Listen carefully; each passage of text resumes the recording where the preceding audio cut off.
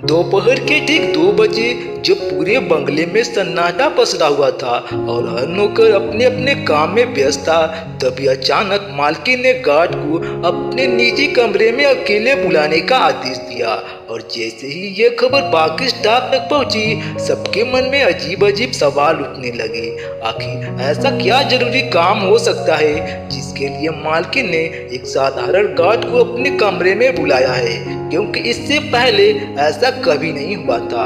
और यही बात पूरे माहौल को और भी ज्यादा रहस्यमय और डरावना बना रही थी। गार्ड के मन में घबराहट साफ दिखाई दे रही थी, क्योंकि वह अच्छी तरह जानता था कि मालकिन बहुत सख्त स्वभाव की है और बिना किसी खास वजह के किसी को अपने कमरे में नहीं बुलाती।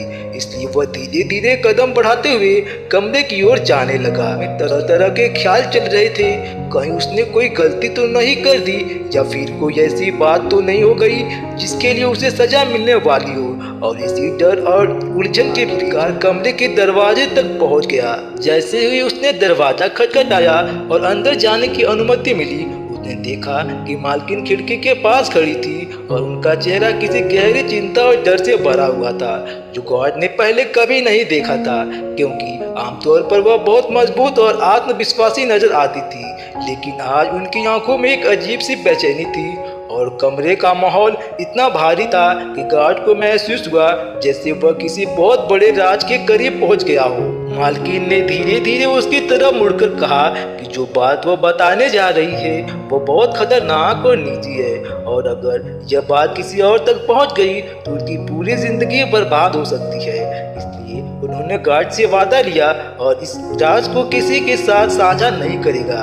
और गार्ड ने भी गंभीरता से सिर हिलाकर उन्हें भरोसा दिलाया कि वह उनकी हर बात को अपने दिल में छिपा कर रखेगा, चाहे इसके लिए उसे कितना भी बड़ा जोखिम क्यों न उठाना पड़े। इसके बाद मालकिन ने जो मदद मांगी उसे सुनकर गार्ड के पैरों तले जमीन खिसक गई, क्योंकि उन्होंने बताया कि पिछले दिनों से उन्हें अपने ही घर में किसी अनजान साये की मौजूदगी महसूस हो रही है। रात के समय अजीब आवाजें सुनाई देती हैं और कई बार ऐसा लगता है जैसे कोई उन्हें छिपकर देख रहा हो। इसलिए उन्होंने गार्ड से कहा कि वह आज रात अकेले पूरे बंगले में छिपकर निगरानी करे और उस रहस्य का पता लगाए। और यही वो पल था जिसने इस कहानी को एक डरावने मोड़ पर ला खड़ा किया।